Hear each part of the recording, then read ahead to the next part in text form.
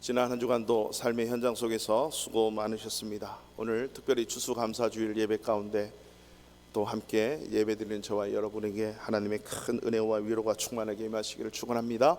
우리 서로 앞뒤 좌우로 주님의 사랑으로 사랑합니다. 은혜 충만하십시오. 이렇게 인사하고 축복합니다. 시작. 주님의 사랑으로 사랑합니다.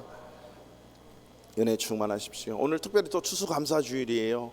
그래서 우리 계속 감사인데 우리 서로 다시 한 번만 무조건 감사합니다. 무조건 감사합니다. 이렇게 서로 보시면서 웃으면서 그렇게 한번 고백할까요? 시작. 무조건 당신에게 감사합니다. 무조건 감사합니다. 할렐루야. 무조건 감사합니다. 감사합니다. 지난 한 주간도 예수 그리스도의 이름의 능력으로 살아내신 줄로 믿습니다. 오늘 주일 특별히 우리 모든 성도님들, 우리 교회는 추수감사 주일로 지키게 됩니다. 이 추수감사 주일이 영국의 퓨리탄들이, 청교도들이 신앙의 박해를 피해서 신대륙을 찾아가 모진 고난 끝에 일구어낸 그 첫 수확에 감사하는 그 감사절의 의미를 뛰어넘어서 우리의 추수감사절은요, 잃어버렸고 잊어버렸던 그 신앙의 감사, 이 감사가 회복되어지고 잃어버리고 잊었던 그 감사가 다시 한번 재생돼서 오늘 찬양 드린 것처럼 감사, 언제나 감사, 무조건 감사, 절대적 감사가 회복되어지는 그 은혜의 역사가 다시 한번 살아있는 추수감사주일이 될 수 있기를 축원합니다. 사실 우리가 예배드린다 이 말은 날 구원하신 하나님께 감사한다 이 말이거든요. 예배드린다 이 말은 내 안에 창조주 하나님, 구원주 하나님, 내 인생의 주인 되신 하나님, 그 하나님께 무조건 감사합니다 라고 하는 표현이 예배라고 하는 것이에요. 구원받은 게 진짜 감격으로 느껴지고 구원받은 게 진짜 사실이라면 우리가 예배 드리지 않을 수 없고 이 예배를 통해서 하나님 감사합니다 표현이 되는 줄로 믿습니다. 그러므로 이 추수감사주일을 통해서 다시 한번 우리 가운데 잃어버리고 잊어버렸고 때론 하다 말다 했던 감사가 절대적 감사로 하나님 앞에 표현되어지고 영광 올려 드려지는 귀한 예배 추수감사 되기를 축원합니다. 우리나라 법무부에서 그 교도소에서 교정시설의 한 방향으로 감사 나누는 문화 확산 운동을 계속적으로 하고 있다고 합니다. 감사의 습관을 통해서 안정적인 교도소 생활을 또 해가고 특별히 출소 후에 성공적인 사회 복귀를 돕겠다라고 하는 취지입니다. 그래서 모든 수감자들에게 물론 자유에 맡기죠, 감사 쓰기 운동을 펼치고 있는데 그 효과가 탁월하다고 해요. 그 감사 쓰기의 운동에 선택한 자는 삶이 바뀐다는 거죠. 감사 나누는 프로그램을 통해서 그 감사가 어떤 변화를 이끄는지 많은 사례들을 소개하고 계속적으로 이 운동을 확산하고 있는데요. 어떤 수감자, 이제 해방된 수감자가 그렇게 고백을 해요. 늘 그 판사 늘 보기 싫고 원망하고 불평 있었는데 그 판사, 이제는 판사님 진짜 감사합니다 라고 하는 거죠. 예전엔 보기 싫고 예전에는 만나기도 싫고 그리고 원망스럽고 그리고 불평이 터뜨렸는데 생각을 달리해보고 그 관점을 달리해서 보니까 그 원망스럽고 불평하던 그것을 감사로 바꾸니까 내가 이렇게 잘 살게 되는 계기로 됐구나, 내가 더 잘 살아야겠구나, 이런 결심이 서더라는 거죠. 불평과 원망으로 늘 살다가 실수로 아니면 자칫해서 그 불평, 원망, 화 때문에, 분노 때문에 죄를 저지르게 되고 수감되어서 그리고 그 판결을 이어가는 수많은 검사와 그리고 판사들이 볼수록 미워지고 또 원망과 불평이 쌓여지고 그랬는데 오히려 감사를 선택하고 나니 마음이 평안해지고 인생이 바뀌었다라고 하는 것입니다.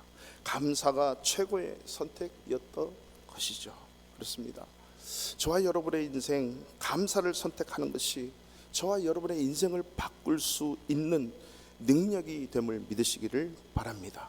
우리의 인생은요, 수많은 경우에 많은 것을 선택하면서 살아가는 거예요. 우리의 영원한 조상이었던 아담과 하와도 무엇을 선택을 했는가 라고 생각을 한다면 그 선택이 얼마나 중요한지를 모릅니다. 특별히 예수 믿고 믿음 생활하는 저와 여러분들의 삶 속에 이 선택이야말로 우리가 무엇을 선택하느냐에 따라서 그 선택의 결과가 사뭇 다르게 나타난다라고 하는 것입니다. 저는 오늘 2022년 추수감사주일 예배를 드리면서 두 가지를 생각하면서 좀 나누었으면 좋겠습니다. 그 하나는 불평과 원망, 불만에 대해서 생각을 한번 해보고, 둘째는 이 감사에 대해서 한번 생각을 해봤으면 좋겠습니다. 무엇을 선택할 수 있을까? 사실 감사를 선택할 수 있고요, 불평과 원망을 선택할 수도 있다라고 하는 것입니다.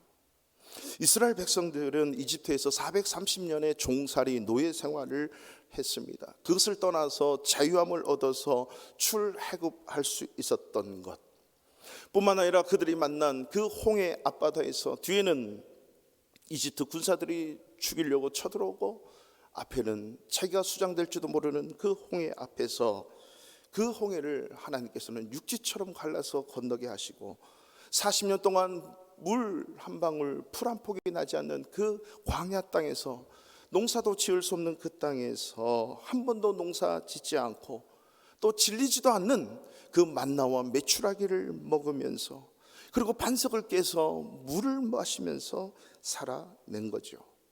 그런데 민수기 11장에 들어오면서 보면요, 그 광야 길을 가다가 이스라엘 백성들이 불평을 하는데, 이 불평하는 가장 큰 이유가 뭘까요? 왜 우리로 하여금 계속적으로 이 광야 길을 가게 하느냐, 왜 40년씩이냐 라고 불평하고 불만했다는 거죠.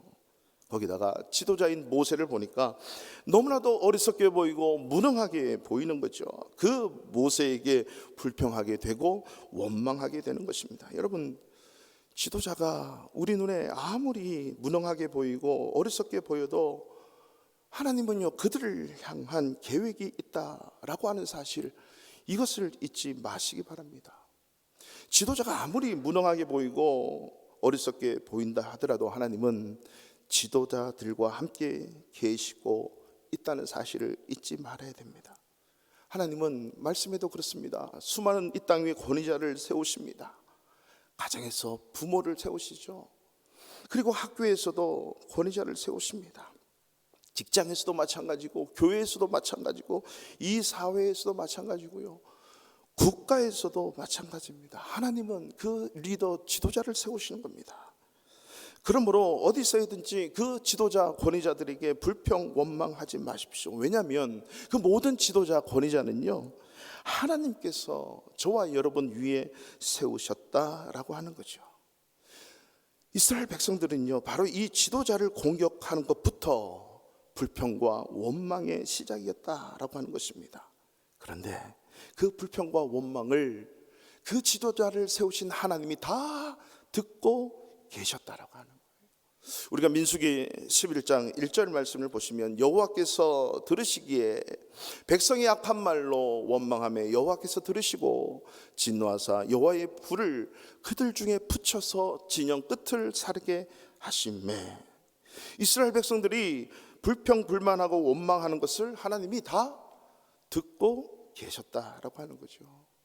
2절의 말씀에 보면요, 백성이 모세에게 부르짖음으로 모세가 여호와께 기도하니 불이 꺼졌다. 모세의 기도로 말미암아 그 불사르는 불이 사라지게 하셨다는 거죠. 11장 4절에서 5절 계속 보니까 그들 중에 섞여 사는 다른 인종들이, 이스라엘 백성 인종 말고 출애굽할 때 함께 온 그 소수부족의 많은 노예 인종들, 그 인종들이 탐욕을 품음에 이스라엘 자손도 다시 울며 이르되 누가 우리에게 고기를 주어 먹게 하랴. 우리가 애굽에 있을 때에는 값없이 생선과 오이와 참외와 부추와 파와 마늘을 먹은 것이 생각나거늘. 가만히 있었는데 자꾸 생각나게 하고 자꾸 부추기는 거예요. 누가요? 다른 인종들이, 탐욕에 빠진 자들이 있었나 봅니다. 고기를 주어서 좀 먹게 해달라고 하는 거죠. 아마 고기에 탐욕이 있었던 것 같아요. 여러분, 우리가 폴란드에서 고기 많이 먹는데 고기 너무 좋아하지 말아야 될 것 같죠. 이집트에 있었더라면 이 모든 것을 마음껏 먹었을 텐데, 그래서 하나님께서 메추라기를 불어서 그들에게 마음껏 실컷 먹게 해주시는 것입니다. 하지만 고기 주지 않는다고 불평 원망했던 사람들을 하나님이 다 쓸어버렸어요. 왜 그렇게 쓸어버리고 제거하셨을까요? 그 한 사람 때문에 공동체 속에 너무나도 큰 악영향을 미치기 때문입니다. 민수기 13장에 보면요, 12명의 정탐꾼을 가나안 땅에 정탐을 보내요. 이 12명은 모든 지파의 수장들이죠. 하나님께서 약속하신 그 가나안 땅에 똑같은 시간에 똑같은 환경을 보고 그 12명이 돌아와서 보고를 하는데 10대 2로 나눠지게 돼요. 그들이 말하는 10명이 말하는 그 다수결은 적과 꿀이 흐르는 땅 맞다. 그러나 그곳은 모든 사람들이 너무나도 크고 장대하다. 우리는 스스로 보기에 너무 메뚜기 같다. 결코 그 땅을 차지하지 못합니다. 못 갑니다. 이런 불평과 이런 부정적인 의식이 모든 공동체 속에 쏙쏙 다 들어가는 거예요. 이 10명이 쑤셔놨으니 얼마나 큰 악영향이 미쳐놨겠습니까? 근데 16장에서 오면 이 고라를 중심으로 해서 이 고라 자손들이 지도자 모세를 대적하기 시작해요. 그들은 모세가 총회 밖에서 총회 위에서 군림한다라고 불평하기 시작했습니다. 하나님은 250명을 땅을 갈라서 다 묻어버리십니다. 근데 희한하게 그 땅에 묻혀져 갈라서 죽은 자들의 자녀들이 하나님과 모세를 향하여, 아론을 향해서 너희들 때문에 우리 부모들이 다 죽었다 불평 원망을 쏟아내요. 이때 하나님께서 연병을 불러일으키게 해서 14,700명이 이 연병 때문에 죽임을 당해요. 민수기 21장에 들어오면 또 광야에서 물이 없다라고 불평하기 시작할 때 하나님은 이 불평하는 자들에게 불뱀을 보내서 다 죽게 하십니다. 근데 그제서야 비로소 하나님 앞에서 불평하고 원망하는 것이 얼마나 큰 죄악인지 깨닫게 되는 거예요. 우리 민수기 21장 7절을 보시면 다 같이 한번 읽어보실까요? 시작. 백성이 모세에게 이르러 말하되 우리가 여호와와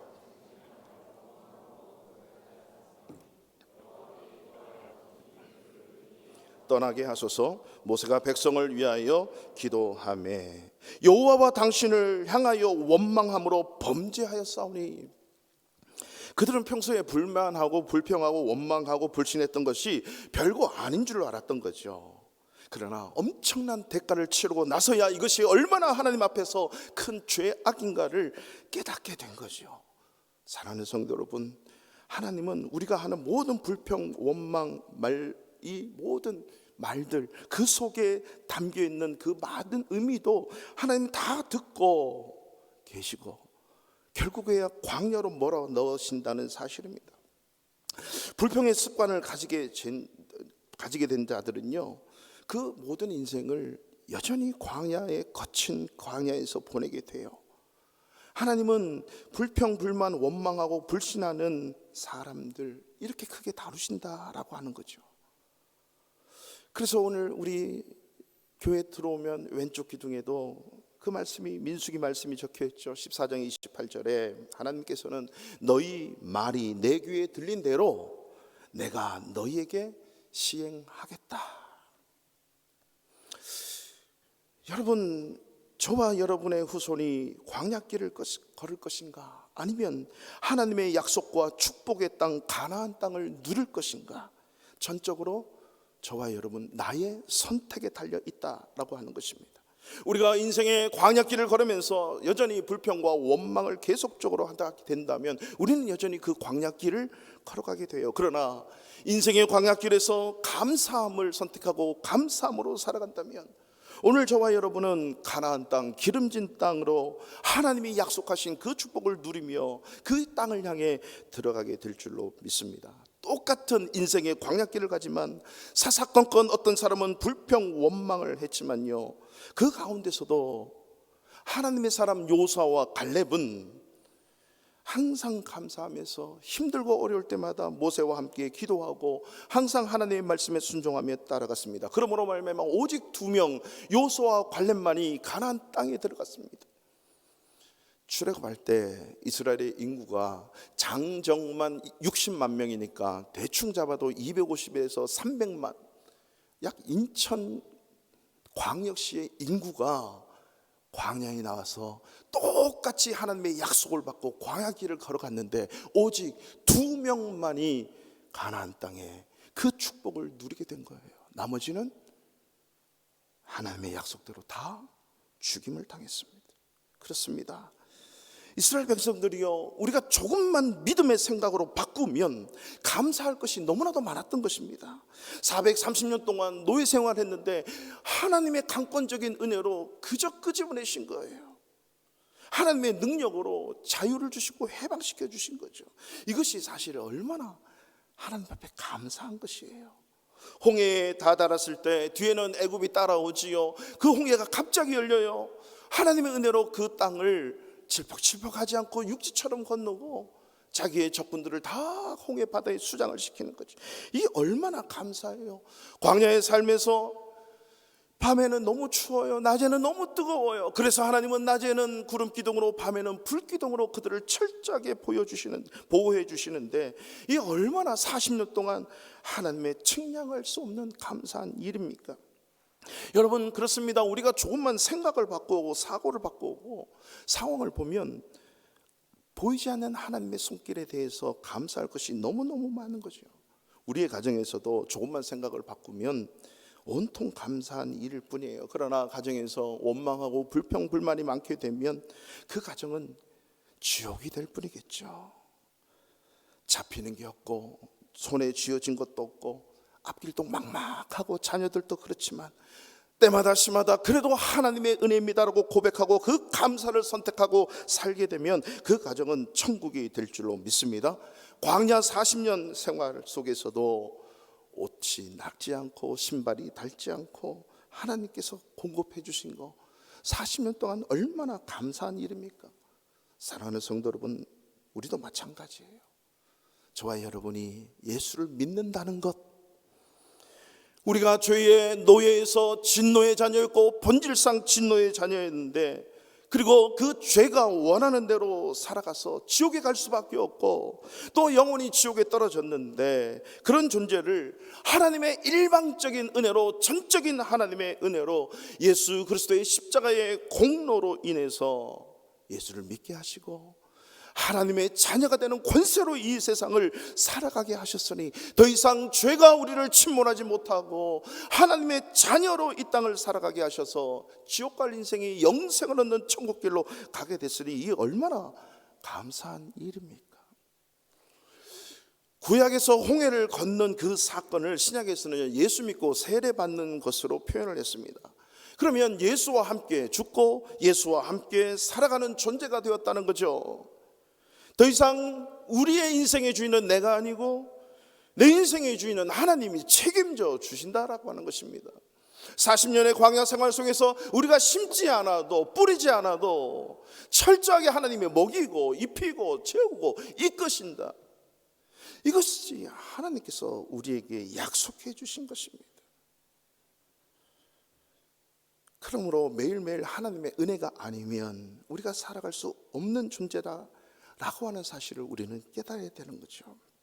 우리의 삶 지금까지 돌아보면 모두가 감사입니다. 여러분, 인생을 바꾸는 최고의 선택은 항상 감사임을 믿으시기 바랍니다. 상황과 환경이 어떠한 처지에 놓여 있더라도요, 불평과 원망을 선택하지 말고 믿는 사람은, 예수 믿는 사람은 항상 감사를 선택하며 살아낼 수 있기를 축원합니다. 이스라엘 백성들은 불평, 원망보다도 감사를 선택할 것이 너무 많았는데 이들은 감사보다도 불평을 택하며 살았다는 거죠. 왜 그랬을까요? 그들의 죄성 때문이에요. 인간의 본성 죄성 때문이다라고 하는 거죠. 아담으로부터 물려받은 죄의 부패성 때문에 감사하기보다 불평하고 원망하는 게 더 쉬운 거예요.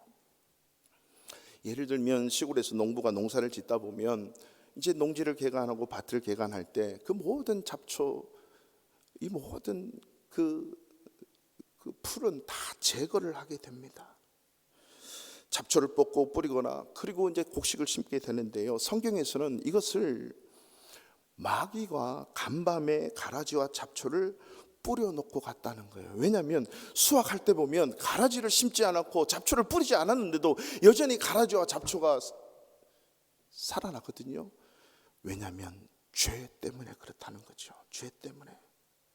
그렇기 때문에 감사는요, 하나님의 은혜로부터 오는 거지만은 불평하고 원망은 우리가 지난 시간에 말씀 보았던 것처럼 사탄과 마귀로부터 온다라고 하는 사실을 알아야 돼요. 잡초를 제거할 때 허리를 숙이고 잡초를 제거하는데 마치 우리 안에 내면에 존재하고 있는 이 불평과 불만을 제거하기 위해서는요, 겸손하게 우리는 감사를 선택해야 된다는 겁니다. 불평과 불만, 원망이 있다는 것은 내 안에 교만이 있다라고 하는 증거예요. 그 죄, 교만의 죄가 있는 거예요. 이게 죄구나를 깨달아야 됩니다. 그러면서 허리를 동이고 숙여 겸손함으로 우리는 감사를 선택할 수 있어야 되는 겁니다. 하나님 앞에서 그 어떤 누구도 교만할 수 없는 존재라는 걸 우리는 깨달아야 됩니다. 한순간도 하나님의 은혜가 없이는 살아갈 수 없는 죄된 인생이요, 연약한 존재, 이것이 인간이다라고 하는 사실을 우리는 계속 깨달아야만 되거든요. 그러므로 우리는 겸손한 자가 되어야 됩니다. 생각의 차이죠. 예수 믿는 사람은 어떤 생각을 가지고 살아야 되는가, 무엇을 선택하며 살아내는 것인가. 예수님 시대에는요, 큰 두 가지 사고가, 생각과 관점이, 시각이 있었대요. 그것은 헬라 시대였는데 헬라적 사고와 히브리적 사고가 있었다는 거죠. 오늘날로 얘기하면 헬라적 사고는 세상 사람들의 관점이고 사고이고, 히브리적 사고는 예수 믿는 사람들의 사고와 관점이라고 하는 것입니다. 마치 공중에 나는 새들을 보십시오. 그것을 보고 헬라적 사고를 하는 사람은, 이야, 저 새들이 날개를 휘황차게 저으면서 저 공중을 날아가고 있구나를 보는 것이에요. 그러나 히브리적 사고, 하나님의 사고를 하는 사람은 저 공중에 나는 새를 보면서, 이야, 하나님께서 공기를 주셔서 저 공기 속에서 저 새들이 마음껏 날개를 휘젓는구나. 이게 뭐가 다를까요? 여러분, 공기는 보이지 않아요. 여러분, 만약에 진공 상태가 되고 공기가 없다면 새가 아무리 날개짓해도 의미가 없어요. 새가 날 수 있다는 자체가 의미가 없어요. 날개도 생명도 의미가 없는 거죠. 바로 하나님의 사람은 그 새가 날 수 있도록 그 모든 환경을 조성하신 보이지 않는 공기를 통해서 그 새가 마음껏 날개짓 할 수 있도록 역사하시고 이끄시는 그 하나님을 보는 시각, 이게 바로 히브리적 시각, 예수 그리스도를 믿는 믿음의 사람들의 관점이요, 시각이라고 하는 것입니다. 그렇기 때문에 불평과 원망은 하나님 앞에서 죄이고 자기를 해치는 것이에요. 육신의 건강도 정신적인 건강도 다 떨어지게 만들고 면역력도 떨어지게 만들게 되죠. 여러분, 의학계에서 알려진 만병통치 호르몬 4가지가 있습니다. 이 호르몬은 약으로도 없습니다. 이 호르몬은 오직 인간의 몸에서만 만들어지는 거래요. 그것을 과학적인 근거로 이 감사하며 살아야 될 이유를 말을 했는데요, 그 호르몬 4가지가 뭐냐면 엔돌핀이고 세로토닌이고 도파민이고 최근 몇 년에 발견된 다이돌핀이라고 하는 것입니다. 이 다이돌핀은 엔돌핀의 4,000배의 효능이 있다고 합니다. 이 4가지 호르몬, 만병통치 건강 호르몬 4가지의 공통점, 언제 이 호르몬이 마구마구 생성되느냐? 웃을 때, 그리고 감사할 때. 그래서 다이돌핀은 감동 호르몬이라고 해요. 웃으면서 감사하고 감사하면서 웃을 때 이 다이돌핀이 마구마구 생성이 된대요. 이것이 감사의 과학적 근거예요. 감사하는데 웃음이 없고 웃음이 있는데 감사가 없어. 우리는 웃고 감사하고 감사하고 웃고, 그래서 하나님은 이미 2000년 전에, 아니 그 전에 항상 기뻐해라, 범사에 감사해라, 감사하라, 감사하라, 하나님께 감사하라. 그래서 명령형으로 하나님은 성경에서 우리에게 말씀하고 계시는 거예요. 항상 어느 순간에든지 기뻐하래요. 범사 어떤 일을 만나든지 뭐하라고요? 감사해라. 그래서 우리를 이 땅 위에서도 건강하게 인간의 몸에서만이 자생하고 분비할 수 있는 어떤 의학도 만들 수 없는 이 호르몬을 우리에게 두셔서 이렇게 이 세상을 살아가도록 우리를 그렇게 창조하시고 만드셨다는 사실을 아십니까? 그런데 불평불만하게 살면 반대 현상이 일어나겠죠. 그런 건강한 호르몬보다도 탁하고 늘 인상이 찌푸려지고 웃지 않고, 사실 저는 항상 멀리 있으면서 항상 첫인상을 봐요. 그리고 가실 때도 봐요. 얼마나 웃고 감사하고 교회에 오시고 웃고 감사하고 가시는지. 이게 우리 믿는 사람들이 선택해야 될 감사의 은혜고 능력이다라고 하는 거죠. 그래서요, 일찍 죽고 싶다고 하는 사람은 늘 불평하고 원망하면 그것을 선택하고 살면 일찍 죽게 돼요. 그러나 매사에 즐겁고 기쁘고 천국을 경험하며 살고 싶다고 한다면 여러분, 매사에 감사를 선택하면서 감사하는 인생으로 살아내기를 바랍니다. 불평 원망하는 사람을 보면 모든 것을 주관하고 다스리시는 살아계신 하나님을 믿지 않는 믿음을 갖고 있어요. 여러분, 불평이 습관이 되면 악행이 나오고 결국 그들은 계속해서 거칠은 광야 땅에 살게 돼요. 왜냐하면 하나님이 민수기의 말씀처럼 그들의 소리를 다 듣고 하나님이 계속적으로 광야 속으로 몰아넣으시기 때문에요. 그걸 깨달아야만 되는 거거든요. 오늘의 평안함, 오늘의 부귀영화, 오늘의 건강이 내일을 보장해 주지 않습니다. 왜냐하면 모든 인간의 인생은 하나님의 손에 그 미래가 달려있기 때문이에요. 만약에 인생의 손에 그것이 달려있으면 내가 태어나고 싶을 때 태어나서 내가 죽고 싶을 때 죽으면 돼요. 그러나 그 어떤 인생도 그 어떤 누구도 하나님이 보내어 왔고 보내야만 오게 되고 하나님이 그 생명을 거둬야 우리는 돌아가기 때문이다라고 하는 거죠. 우리가 인생길을 살다 보면 왜 힘들고 어려운 일이 없겠습니까? 내 마음에 내키지 않고 내 마음에 들지 않는 상황이 얼마나 많겠습니까? 왜 없겠습니까? 그러나 우리 예수 믿는 사람들은 그럴 때 불평할 것이 아니라 오히려 이때가 감사해야 되는구나. 왜 그렇죠? 내가 생각하고 내가 말하는 모든 열매를 내가 따먹고 있기 때문입니다. 잠언 18장 21절에 보면요, 죽고 사는 것이 혀의 힘에 달렸나니 혀를 쓰기 좋아하는 자는 혀의 열매를 먹으리라. 여러분, 우리 인생에 살고 죽는 것이 어디에 달려있어요? 혀에, 이 말에 달려있다는 것입니다.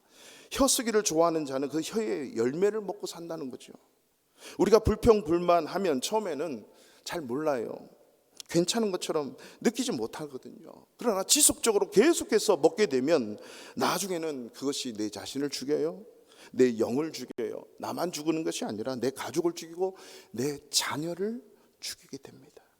그렇기 때문에 불평, 원망은 하나님 앞에서 죄고 나 자신만 죽는 게 아니라 내 자신과 내 주변의 모든 공동체를 죽이는 것이라고 생각하고 한순간도 불평과 원망이, 불만이 다 사라질 수 있기를 소원합니다. 희한하게도 불평, 불만, 원망하는 사람들의 말을 가만히 들어보십시오. 틀린 말이 하나도 없어요. 그렇죠? 다 맞아요. 10명의 정탐꾼의 얘기를 들어보세요. 팩트는 다 맞습니다. 들어보십시오. 틀린 게 하나도 없어요. 그런데 중요한 것은 말하는 그들 속에 살아계신 하나님을 믿는 믿음의 말이 없습니다. 그래서 광야 속에서 다 죽습니다. 그러나 요수아와 갈렙은 믿음의 말을 했다는 것입니다. 그 믿음이 무엇입니까? 하나님이 여전히 지금도 살아계십니다. 그 하나님이 우리와 함께 계십니다. 그 하나님이 우리와 약속하셨습니다. 신실하십니다. 변함이 없습니다. 그래서 지금도 여전히 살아계신 그 하나님이 우리 조상 지금 우리에게 약속의 가나안 땅을 주셨기 때문에 우리는 능히 가서 취할 수 있습니다. 그들은 비록 우리보다 장대하지만 우리의 밥입니다. 이런 믿음이 요수아와 갈렙은 있었다는 거죠. 살아계신 하나님이 우리와 함께하기 때문에 인간적 생각으로는 불가능해 보여도 하나님으로 인하여, 전지전능하신 하나님으로 인하여 이제까지 과거 속에 역사하셨던 그 하나님 때문에 우리는 그 땅을 취할 수 있습니다. 이것을 믿었던 거죠. 그러므로 어떠한 상황 가운데서도 우리는 믿음으로 말하고 믿음으로 행동하며 믿음으로 반응하며 믿음의 선택, 감사의 은혜가 있기를 축원합니다. 왜냐하면 오직 의인은, 예수 믿는 사람은 믿음으로 말미암아 살리라. 할렐루야. 믿음으로 사는 것이에요. 하나님은 때로는 우리에게 고난을 주세요. 그러나 그 고난 자체를 위해서 우리를 넘어뜨리고 없애기 위해서 고난을 주시는 것이 결코 아닙니다. 그 고난을 통해서 내 심령을 연단하시고, 그리고 하나님의 뜻이 무엇인지, 하나님의 섭리가 무엇인지 가르쳐 주기를 원하는 것입니다. 그렇기 때문에 그 고난이야말로 하나님께 더 가까이 갈 수 있는 절호의 찬스이고 기회라고 하는 사실을 믿으시기 바랍니다. 그래서 광야를 이끄시면서 홍해도 두시고 쓴물도 맛보게 하시고 적군도 쳐들어오게 하고 수많은 어려움을 우리에게 허락을 하시는 거예요. 이럴 때마다 우리는 하나님이 테스트하고 계시는구나, 이 테스트를 통과해야지 믿음으로 바라보고 그 테스트를 믿음으로 잘 통과할 수 있는 저와 여러분이 되기를 바랍니다. 요셉도 마찬가지죠. 꿈을 통해서 그 나머지 볕단들이 자기에게 막 절을 하고요, 해와 달 별들이 자기에게 막 절을 해요. 뭔가 좋은 일이 있겠다 이렇게 생각할 수도 있었겠죠. 그러나 그 형들에게 팔려요. 종으로 팔리고 노예로 팔리고 보디발 집에 갔더니 열심히 일했는데 돌아오는 결과는 감옥으로 들어가는 거예요. 그러나 요셉의 인생을 보십시오. 그 어떤 순간에도 단 한 번도 하나님 앞에 원망하고 불평한 적이 없어요. 단 한 번도 보디발이나 보디발 아내를 원망하고 불평한 적이 단 한 번도 없습니다. 오히려 감옥 속에서도 하나님 붙들고 하나님의 뜻이 있겠지라고 인내하며 하나님의 뜻을 기다렸을 때 하나님은 요셉을 이집트의 제2인자로 들어서 사용하신다는 거죠.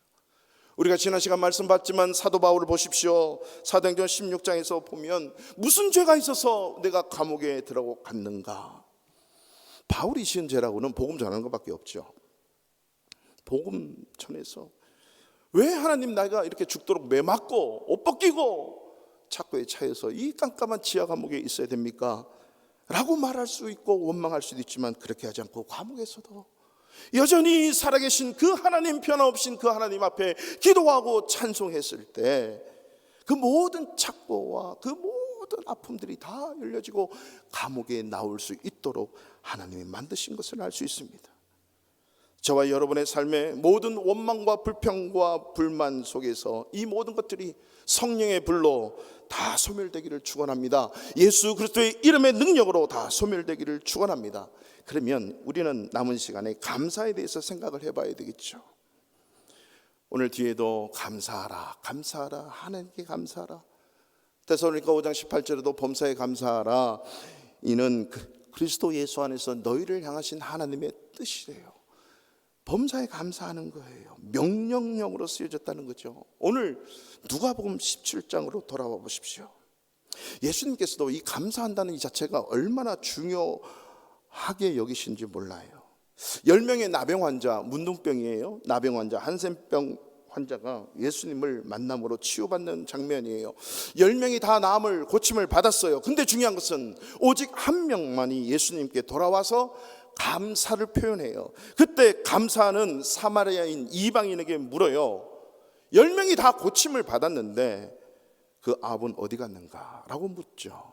이 말의 의미가 뭘까요? 왜 9은 감사함이 없느냐?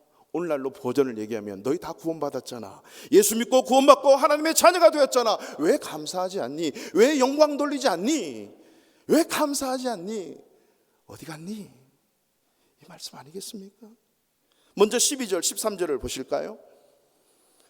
한 마을에 들어가신 이 나병 환자 10명이 예수를 만나 멀리 서서 소리를 높여 이르되 예수 선생님이여 우리를 불쌍히 여기소서 하거늘.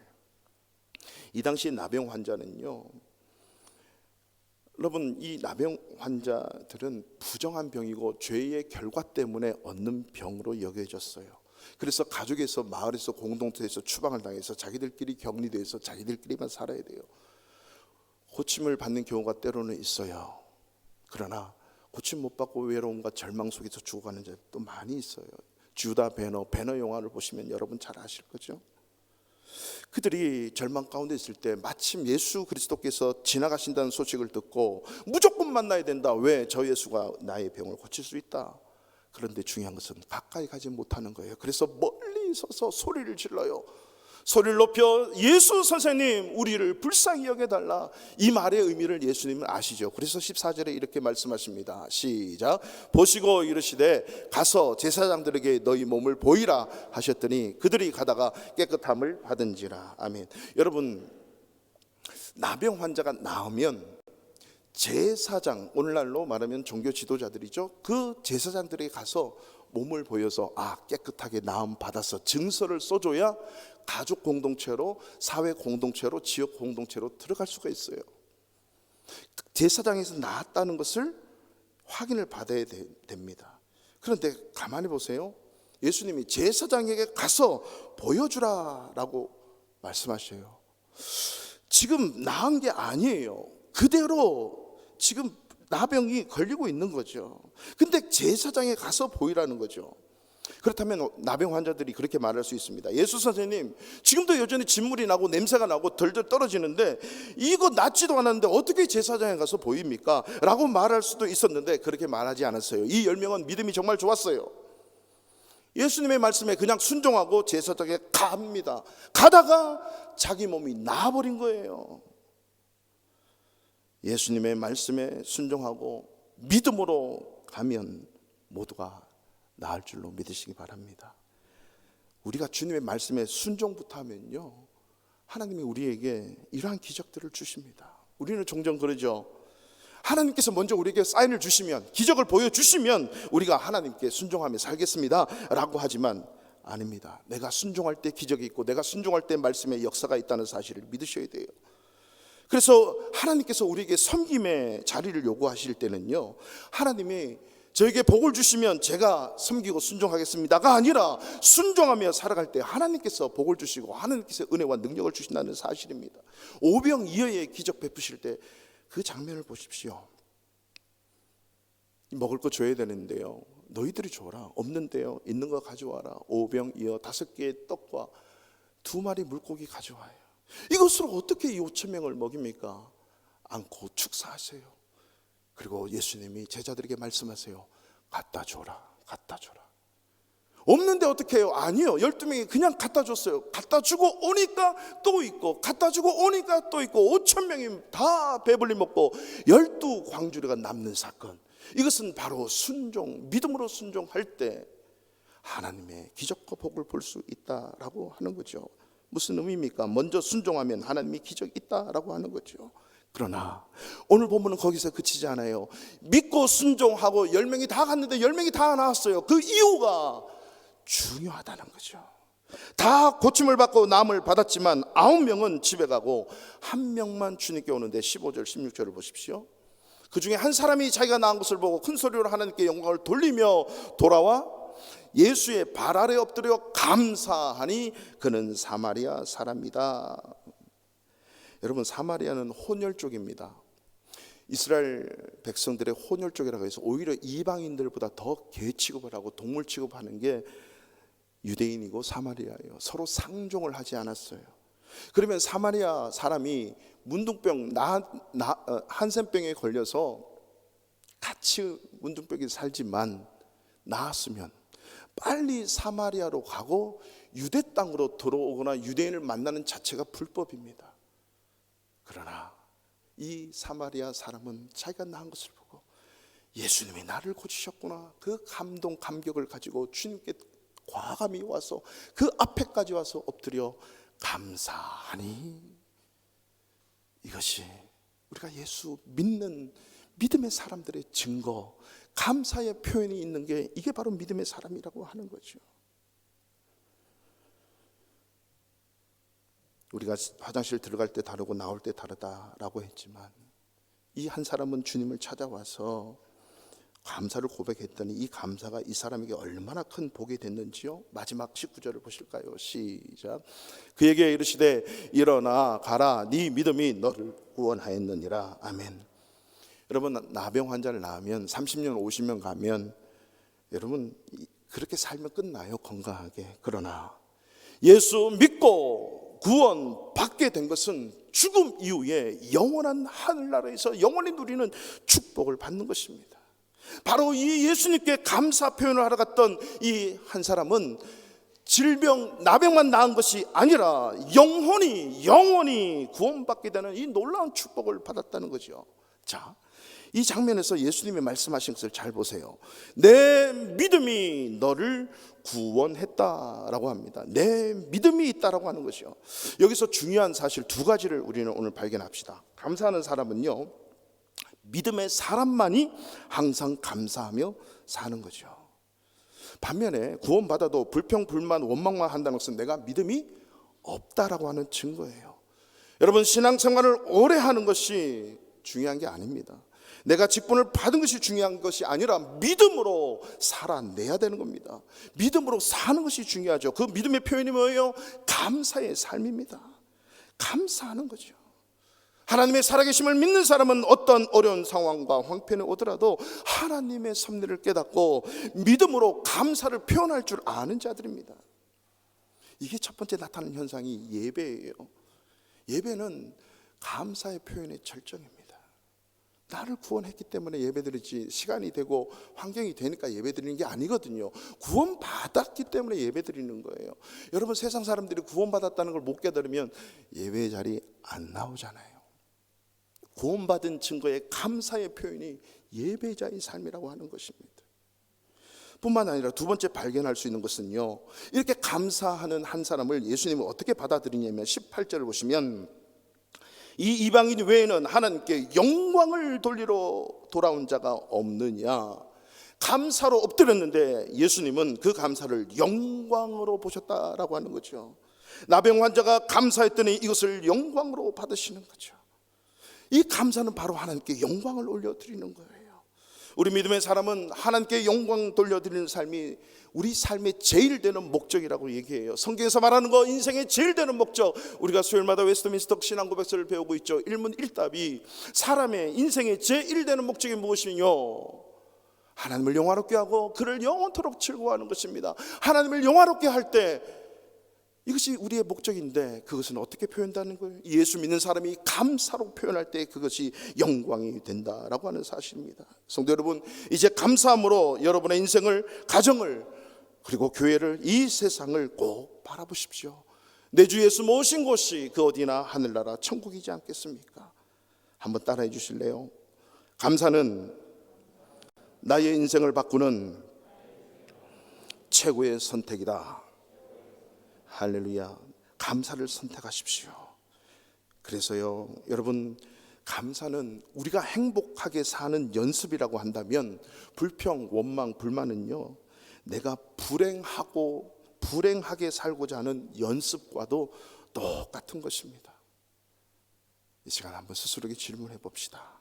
나는 불평과 감사 중 어느 것을 더 잘하고 있는가?